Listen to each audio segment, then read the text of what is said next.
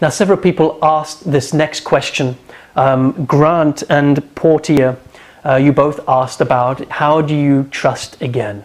You know, when there's been an emotional betrayal, how do you come back into your hearts where you can actually be vulnerable, and where do you get that faith to trust once again? Yeah, it's a great question.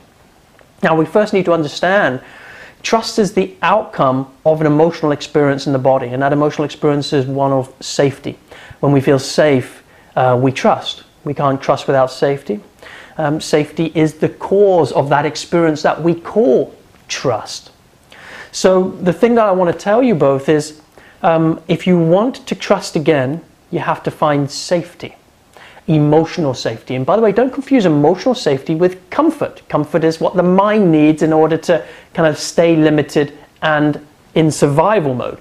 By emotional safety, it means feeling so open in your heart and in your physiology and in your mind that you in fact can stretch and become much bigger than you thought you were. It's the emotional safety that lets others in, that allows you to actually love fully and to actually just be with your pain without having to hide it, fix it, or run away from it. So this whole question is really about, not so much about how do you develop trust, but how do we then develop safety?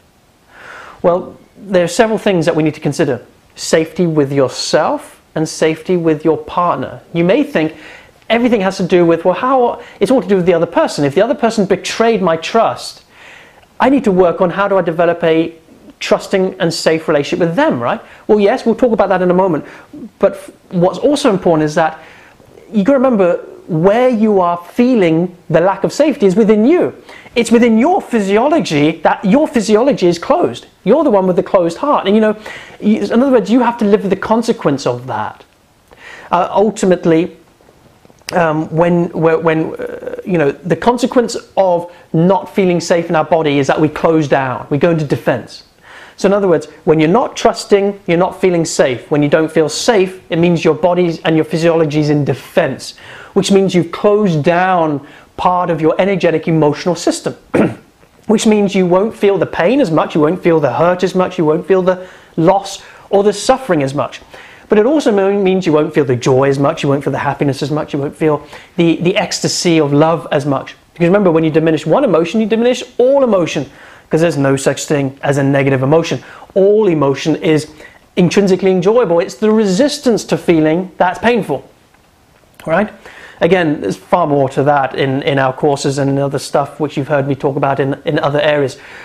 But just to continue on this vibe, therefore, if the priority is to look at how do you develop safety within yourself, because everything is going to be flattened and diminished as you go into defense. Well, there are many ways you can do that individually, and you know, there's so many ways I can't talk about them all in this video. But a simple practice you can try is to develop a connection with your body. And of course, people do this in many different ways, whether it's through going to a chiropractor or doing yoga, or you know, there's countless practices. One very simple one you can do is just focusing your breath and your energy, that is your presence, on particular parts of your body, and combining that with a bit of movement so that you can actually begin to kind of like almost scan your body to feel whether there's an area that feels safe or not. In other words, you scan your body for where you feel safe in your body and where you feel unsafe. Now here's the thing, do not focus your attention on the unsafe area, on the area that you don't trust. In other words, leave that be. Instead, just enjoy focusing on an area that you feel safety, and actually begin to, you know, neurologically wire a habit of continuously connecting to the physical breath, movement and touch of the part of your body that's already in safety. When you do that, you expand that area and it will naturally push out those areas that don't feel safe. You know, we have to focus on resources, not on the issue. Most people focus on the issues, but if you notice, the more issues you look for, the more issues you find. So this is an opportunity to connect to the body. Now, that's developing safety with yourself, just one out of a million different ways you can do it. When it comes to developing safety with your partner, after a betrayal? Well, it's going to take creating new agreements with her or him, depending on who's asking. Couples need to sit down and develop a container for their relationship. That's why it's called a safe container.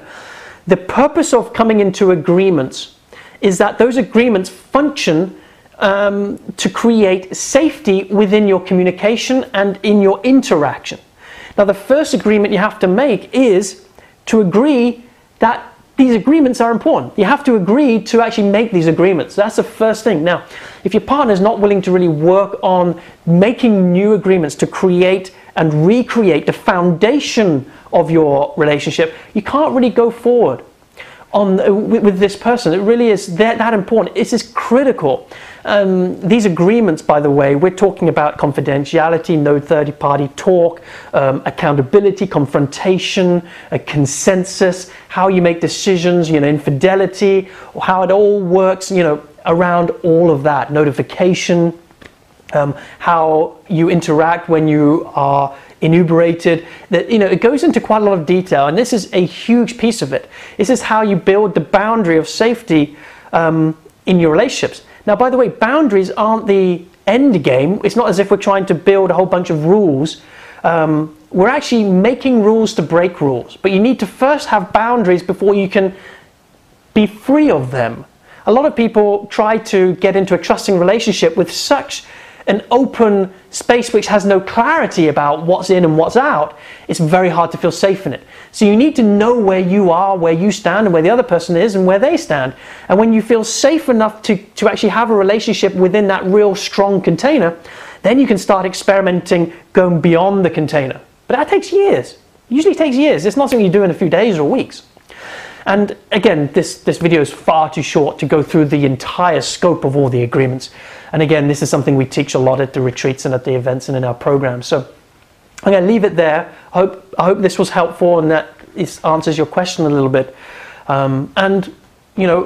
Please share this with your friends, share this with your family, your contacts. Just click on the Facebook or Twitter icons below. Please leave a comment as well. I'd love to hear what you say. And I'll be interacting personally with those comments as well. So, feel free to do that. And of course, if you're watching on YouTube or Facebook, please go to loverelationshipsandyou.com to get more information and to register for an event. Okay, we are done for today. I'll see you tomorrow. All the best now.